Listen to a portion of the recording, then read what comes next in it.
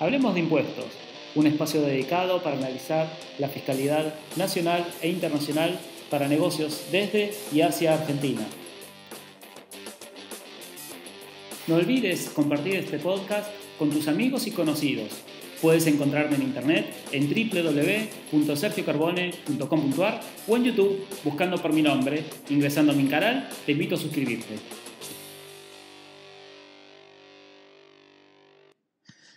Hola a todos, en principio les quiero agradecer por acceder a este nuevo podcast.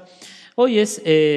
sábado 21 de marzo del año 2020, estamos en plena cuarentena aquí en la República Argentina y como todos saben me gusta dedicarme a lo que es la planificación fiscal internacional, ya sea o bien desarrollando estructuras para implementarse a futuro o mayormente analizando las estructuras que ya han sido implementadas o que pretende implementar el contribuyente.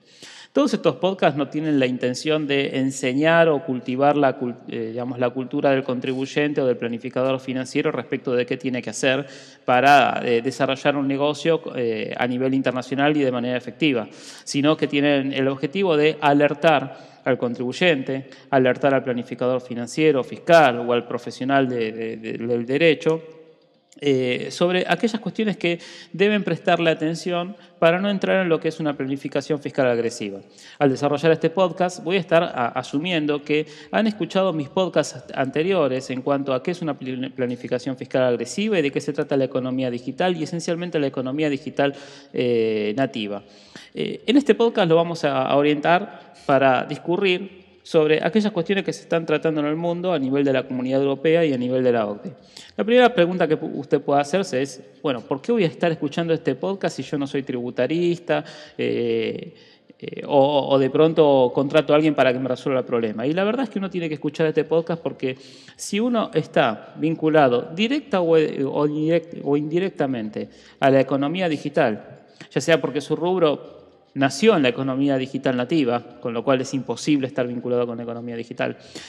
o bien porque ha digitalizado su modelo de negocio, la realidad es que tiene que comprender cuál es la crisis en la que se encuentra hoy el planificador financiero, pero fundamentalmente entender que hay ciertas bases o ciertos pilares, como vamos a ver que indica la OCDE, sobre las cuales se va indefectiblemente a construir algún consenso a futuro. Consenso que hoy no existe, pero hoy está orientado, está tratando de sistematizarse y que existen algunas cuestiones que si bien desde el punto de vista del derecho positivo local no son prohibidas, no se ajustan a las recomendaciones internacionales. Con lo cual, si uno realiza una inversión en tiempo y en dinero, en planificar sus negocios, planificar sus estructuras para ser desarrolladas en el exterior, sería prudente que uno lo haga con visión de futuro y no simplemente analizando la restricción o la inexistencia de restricción temporal en la legislación local. Vamos al tema que nos convoca. Cuando alguien me plantea una estructura internacional de desarrollos de negocios, una planificación de negocios, generalmente siempre los planteos vienen, siempre son abstractos naturalmente y vienen con dogmas aprendidos, pero no se entiende la esencia de lo que se está haciendo. Y la verdad es que la esencia de las estructuras internacionales tiene que ver con el régimen de concertación de normas de derecho internacional tributario que se ha logrado a nivel internacional. Y de alguna manera este régimen de concertación acordaron un marco operativo ya desde principios del siglo pasado, donde la generación de valor y la potestad tributaria estaba dada por la ubicación física de la empresa, digamos, ¿no? O de los bienes que tienen capacidad de generar riquezas. Y esto es natural, porque a principios del siglo pasado uno podía pensar que la generación de riqueza estaba dada, por decirlo de alguna manera, por donde estaba ubicada la fábrica que echaba humo. Y también de alguna manera es un poco el concepto en el cual se fueron cultivando la mayoría de los profesionales hoy en actividad, tanto sea en la República Argentina como en el exterior. Y salvo que tengas menos de 25 años, a veces te cuesta mucho entender cómo puede ser que algo que no echa humo genera valor. Hablando en serio, pero es algo que se ha modificado en el mundo.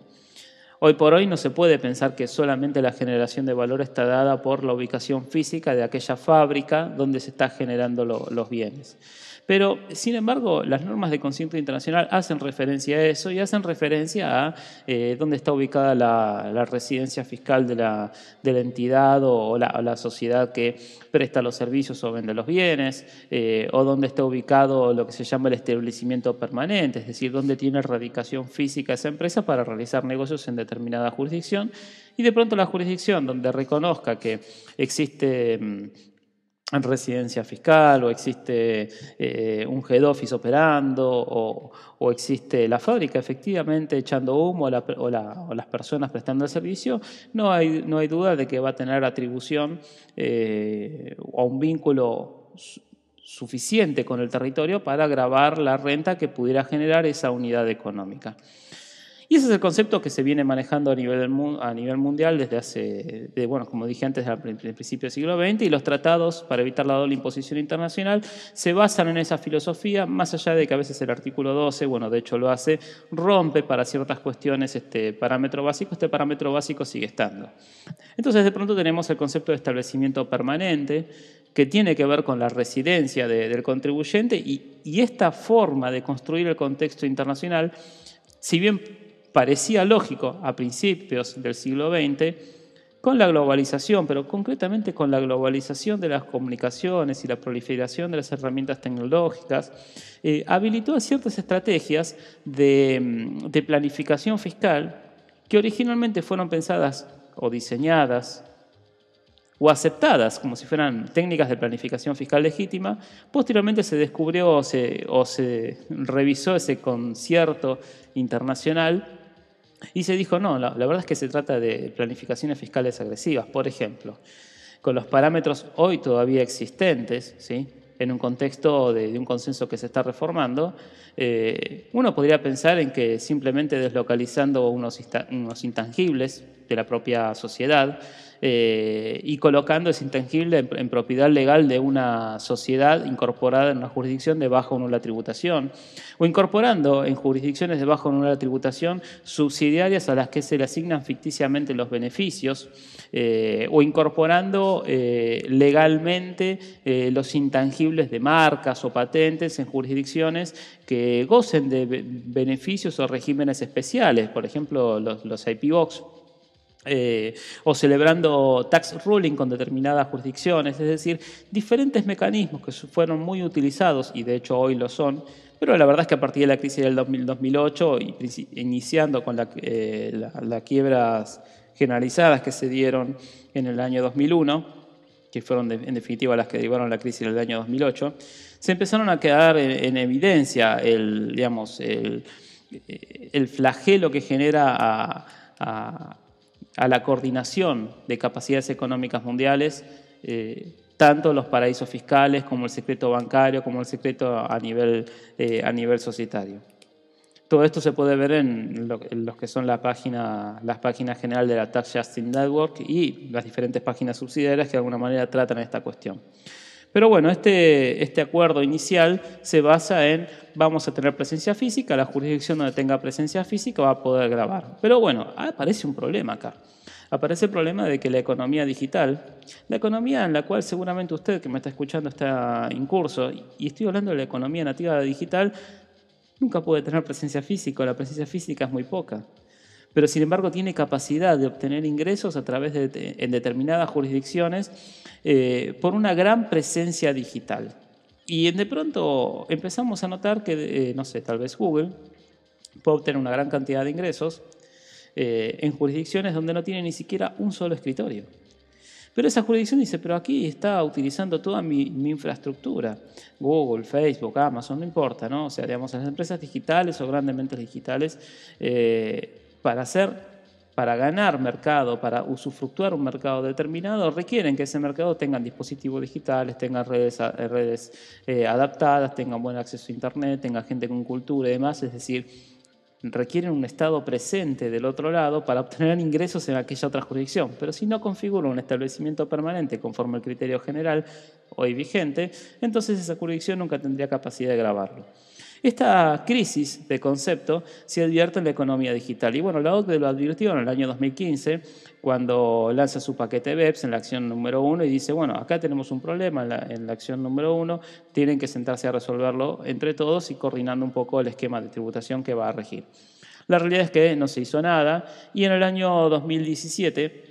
la Unión Europea emite una declaración en la cual participan 4 jurisdicciones puntualmente, España, Alemania, Francia e Italia, con un rechazo de particular jurisdicciones de Luxemburgo, Holanda e Italia, que son claramente jurisdicciones utilizadas, a los que hacemos planificación fiscal internacional lo tenemos clarísimo. Estas son 3 jurisdicciones utilizadas para hacer planificación fiscal agresiva, donde uno coloca desde el punto de vista legal o la sociedad o el intangible y pretende asignar renta a esas jurisdicciones para de pronto, bueno, sobre la base del régimen fiscal que tienen, no pagar impuesto a la renta. Es decir, tenemos una declaración en el seno de la Comunidad Europea en el año 2017, luego de quedada demostrada la inacción de parte de la OCDE a partir del año 2015, donde dicen, mira, acá están haciendo uso de mi estructura, están haciendo uso de la capacidad económica, como dije, estructural y de la colectividad de esta nación, pero no están pagando impuestos, entonces tenemos que resolver esta cuestión. Esto llevó que en el año 2018 la Comunidad Europea, de vuelta, siguiendo con el silencio de la OCDE, dice, bueno, esto hay que resolverlo, pero la verdad es que para resolverlo tendríamos que decidir si vamos a ir a romper con los criterios que ya teníamos, este criterio de establecimiento físico o de una presencia digital significativa, es decir, el centro de la tributación internacional que siga pasando por la configuración de un establecimiento permanente, la cuestión de la residencia, el ejercicio de actividades, o vamos a la creación de valor a través de un valor de mercado en función de lo que ese mercado aporta para mi activo intangible, que es básicamente romper el paradigma y armar un paradigma nuevo. Esta discusión entre paradigmas, la OCDE la plantea en un muy lindo documento que emite en el año 2018, que habla de los retos que ofrece la digitalización a nivel fiscal, es un interim report, donde plantea básicamente que ciertos negocios digitales basados en las redes, en la construcción de la capacidad de los usuarios de aportar al negocio, podrían generar valor sobre esa red independientemente de dónde provengan los ingresos. Y entonces sería justo que parte de los ingresos puedan ser atribuidos a aquellas jurisdicciones donde se ha generado el valor. Por ejemplo, una red de tipo Facebook. Entonces la discusión ha quedado planteada en rompemos el paradigma viejo en cuanto al establecimiento permanente y ubicación física, ¿sí? O bien lo tratamos de adaptar. Si rompemos el paradigma viejo, vamos a considerar el criterio de utilización económica del servicio digital, de aporte de los usuarios a mi medio digital para crear valor. Y si adaptamos el mecanismo o la impronta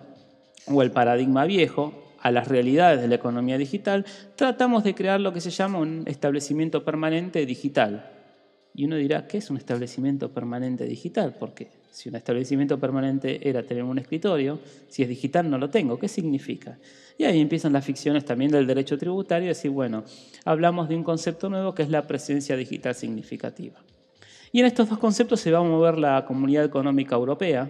hoy a través de propuestas legislativas, y en otros casos ya existe la norma, digamos, vigente, donde dice, bueno, vamos a sacar 2 comunicaciones. Se saca en el año 2018 la comunicación 147, que básicamente trata de un nexo de atribución y dice, bueno, básicamente el nexo de atribuciones habla de la presencia digital significativa. ¿Cuándo va a existir un establecimiento permanente digital? Establece las bases y va a decir, bueno, entre todos nos tenemos que poner de acuerdo, tiene que salir por unanimidad propio de las normas de la Comunidad Europea, y tratan de diseñar un concepto de establecimiento permanente digital de la cual todas las comunidades deberían, todas las jurisdicciones de la Comunidad Económica Europea deberían acordar cuándo se va a configurar este establecimiento digital, con lo cual la 147 del año 2018 no está vigente, pero básicamente habla sobre el nexo de atribución. Pero la 148 del año 2018, es decir, la próxima comunicación, dice, bueno, ante el problema de que esto no lo vamos a poder resolver hoy, es decir, o rompemos la copa y armamos una copa nueva o adaptamos la copa vieja, como sabemos que queremos adaptar la copa vieja, no queremos romperla, pero adaptar la copa vieja va a requerir, de alguna manera, que todos nos pongamos de acuerdo, que es definir qué significa un establecimiento digital, vamos a la utilización económica del servicio, que es como si fuéramos a romper la copa, lo vamos a hacer de manera temporaria, con lo cual, cuando nos pongamos de acuerdo de qué manera configuramos o reconfiguramos el criterio anterior, vamos a dejar de lado esta forma de aplicación y vamos a ir a la utilización económica, que es saber de qué manera consideramos la aportación que hace el usuario a la generación de ingresos. Y entonces la 148 es la recomendación sobre la cual luego se construyen o bien las propuestas legislativas o bien la legislación ya imperante en las jurisdicciones que, como dije antes, habían propuesto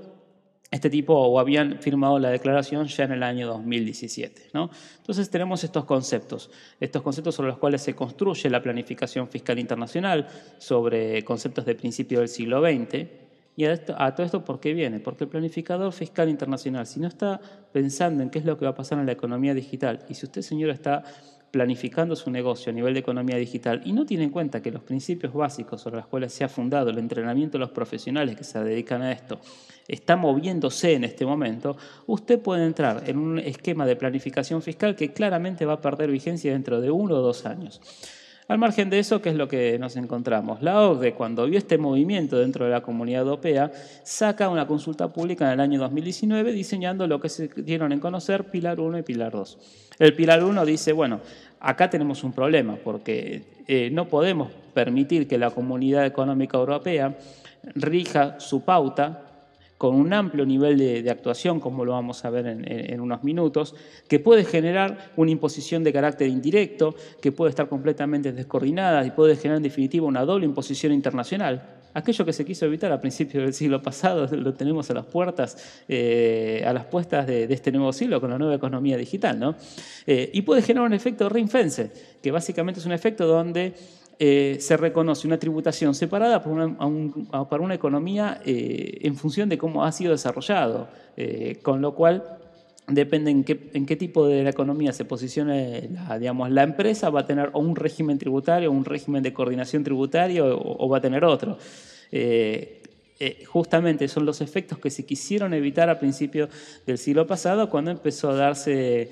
un poco más masivamente esta cuestión de convenios para evitar la doble imposición internacional, que no es otra cosa de convenios de coordinación internacional en asignaciones de jurisdicción tributaria. Y entonces la OCDE dice, bueno, vamos a establecer 2 pilares, vamos a discutir sobre esto, establece las bases de discusión y dice, bueno, pilar 1, pilar 2. Pilar 1 vamos a tener 3 cuestiones. Una de esas cuestiones la coloca, digamos, en la columna de considerar los efectos en el mercado donde yo estoy aplicando, que es la participación del usuario, cuánto colabora el usuario y demás en la generación de valor, ¿sí? Porque lo que estamos hablando es de la generación de valor acá, no estamos hablando de otra cosa, ¿no? Y del otro lado tenemos la segunda acción del pilar 1, es los intangibles de marketing y nuevamente la presencia digital significativa. Esto es la necesidad de definir o no un establecimiento permanente digital. Y el pilar 2, que estableció la OCDE en el año 2019 en su consulta pública para que se salga a discutir el tema, tiene que ver con la propuesta de Estados Unidos, porque en todo esto la voz discordante es Estados Unidos. O sea, si bien Europa no se ha puesto de acuerdo en cómo se va a encarar el tema, directamente Estados Unidos patea el tablero y dice, a mí esto no me gusta para nada, no quiero hacer nada, porque en definitiva todo esto apunta a que terminen siendo grabadas las empresas que tienen radicación en Estados Unidos, porque son los grandes informáticos de esta nueva economía digital. Y entonces Estados Unidos propuso, hoy vigente en su legislación normativa a partir de la legislación de la modificación tributaria, la gran modificación tributaria impulsada por la administración Trump y con vigencia a partir del 1 de enero del año 2018, una suerte de impuesto mínimo que funcionaría así como si la jurisdicción de origen de la renta o de fuente de la renta no te grava, te voy a gravar yo con este impuesto mínimo. Entonces tenemos este pilar 1 que discurre sobre 3 opciones y el pilar 2 que discurre sobre aceptamos o no la propuesta de Estados Unidos. Dentro de este pilar 1, de las 3 opciones, es decir, aquella que se orienta más hacia el mercado del destino, aquella que se orienta más a patear el tablero, romper la copa que teníamos para crear una copa nueva y ajustar a esta nueva economía, está siendo descalificada, por llamarlo de alguna manera. También la de los intangibles de marketing está siendo descalificada y está ganando terreno la de la presencia digital significativa, que nuevamente conecta con la recomendación o la comunicación de la Comunidad Económica Europea del año 2018, la 147 del año 2018. Y a su vez también se le está prestando bastante atención a la propuesta de Estados Unidos, porque es de alguna manera reconocer vamos al criterio de presencia económica significativa, establecimiento permanente digital, y al impuesto mínimo en el caso de que no sea grabado en jurisdicción de origen, que sea grabado en jurisdicción de residencia. Lo que se está haciendo definitivamente es tratar de ayornar los principios vigentes a la fecha actual de reparto, de coordinación internacional ya existente. Luego vendrá la discusión de si es razonable que esto así sea, ¿no? Porque claramente la economía digital y esencialmente la economía nativa digital presenta retos que no estaban para nada considerados en el diseño del esquema actual que tenemos. Y entonces es lógico que ante nuevos retos, y retos completamente impensados incluso hace 30 años atrás, es lógico que de pronto, digamos, vamos a necesitar un nuevo régimen de coordinación internacional. Bueno, no es lo que va a suceder, se va a ayornar el régimen vigente, dato fundamental para la planificación fiscal internacional. Pero bueno, vayamos a lo que hoy sí tenemos en la Comunidad Europea a nivel de propuestas o a nivel de legislación, que es el impuesto sobre los servicios digitales. ¿Y en qué consiste? Y bueno, resulta ser que se coordinó, como dije antes, ante propuesta de España, Alemania, Francia e Italia, se coordinó que determinados servicios digitales, y a grandes rubros podemos hablar de los servicios de publicidad digital, servicios de mercados digitales, aquellos mercados que permiten la interacción entre compradores y vendedores y la celebración de operaciones de compra-venta de bienes o servicios a través de Internet, o del tráfico de datos, donde, es decir, todo tipo de servicio donde la intervención del usuario es la propia generadora de valor, ¿no? Entonces, básicamente es un esquema de coordinación entre jurisdicciones, la 148 de la Comunidad Europea, donde dice sobre qué parámetros se aplicaría este impuesto sobre servicios digitales. Es un impuesto básicamente que fue pensado de manera provisoria hasta que se defina qué es un establecimiento permanente digital, ya sea que lo defina en la coordinación de la Comunidad Económica Europea o, como va a suceder, pienso yo, lo defina la OCDE a través de la decisión que tiene que tomar en el pilar 1. Y básicamente, si bien son decisiones que van a tomarlas hoy en Europa de manera unilateral, siempre van a estar metidas dentro o comprendidas dentro del marco de los impuestos sobre los servicios digitales recomendados por la comunicación que les acabo de comentar. ¿A quiénes alcanzan? Y bueno, alcanzarán como sujeto pasivo del impuesto las empresas o grupos multinacionales que hayan obtenido en el ingreso fiscal inmediato anterior más de 750 mil millones de euros. Y bueno, que hayan tenido un ingreso de, 750 millones de euros y que hayan tenido un ingreso en la jurisdicción europea de 50 millones de euros en adelante. Con lo cual, claramente no son todas las empresas digitales, sino que son solamente algunas nativas digitales. Y ahí viene el enojo de Estados Unidos. Cuando uno se pone a analizar, básicamente aplicaría a las empresas que tienen radicación en Estados Unidos, y es donde se discute si no es una... si no es una ayuda de Estado o no, pero esto tiene que ver con materia del Tratado de la Comunidad Europea, no me quiero meter en ese tema. Pero bueno, entre las jurisdicciones que hoy hicieron sus propuestas o lo aplicaron unilateralmente, tenemos grandes diferencias, porque básicamente lo que busca son dos líneas de ingresos que tiene que analizar. Primero, ¿estoy dentro de los 750, sí o no? Si estoy dentro de los 750 anuales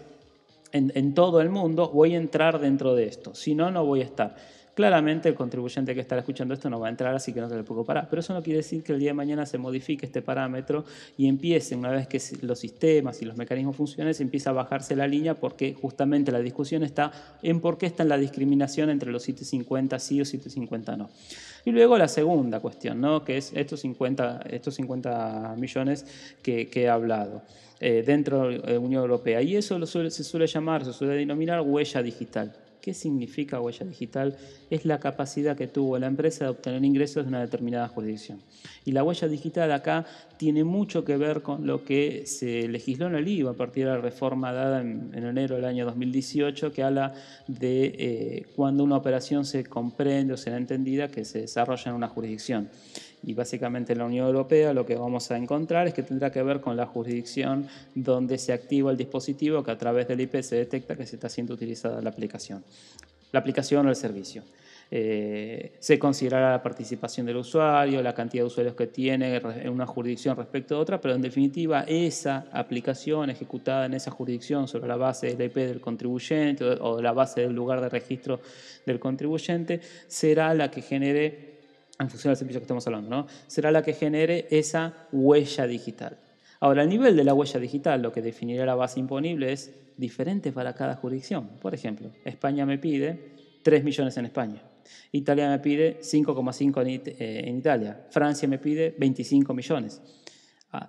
Con esto, ¿qué les quiero decir? Con lo que quiero decir que incluso dentro de la jurisdicción europea no existe un estándar que sea razonablemente variable, es decir, podemos ir de 3 a 25 millones de manera tal de que un servicio podría estar grabado en España, pero no podría estar grabado en Francia o en Italia, o de pronto podría estar grabado en Italia y en España y no en Francia. Estos son los desafíos que enfrentamos hoy cuando planificamos a nivel internacional, porque tenemos en el medio las recomendaciones de la OCDE en cuanto a precios de transferencias, acciones 8, 9 y 10, que tienen que ver mucho con lo que son los intangibles, acciones 5 y 6, donde si yo voy a estar planificando un negocio internacional, nativo digital, que demanda intangibles, tanto sea para su generación como para su mantenimiento, no puedo desconocer las recomendaciones de la OCDE. No puedo desconocer las recomendaciones de la OCDE porque seguro ya tuvieron algunas impacto en la legislación local. Y usted me puede decir, pero obvio que sé que si te consulto, Sergio, no vas a desconocer la legislación local.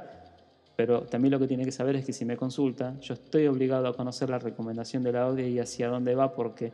no debería, bajo ningún punto de vista, invocar una estructura que sé positivamente que podría estar en crisis de acá a 1, 2 o 3 años. Bueno, el tema digital siempre es atrayente. La idea de estos podcasts es hacerlos cortos. Espero que les haya gustado, espero que les sirva. Y bueno, cualquier duda o consulta se pueden comunicar conmigo. Mi nombre es Sergio Carbone y mi página web es www.sergiocarbone.com.ar. Hasta luego.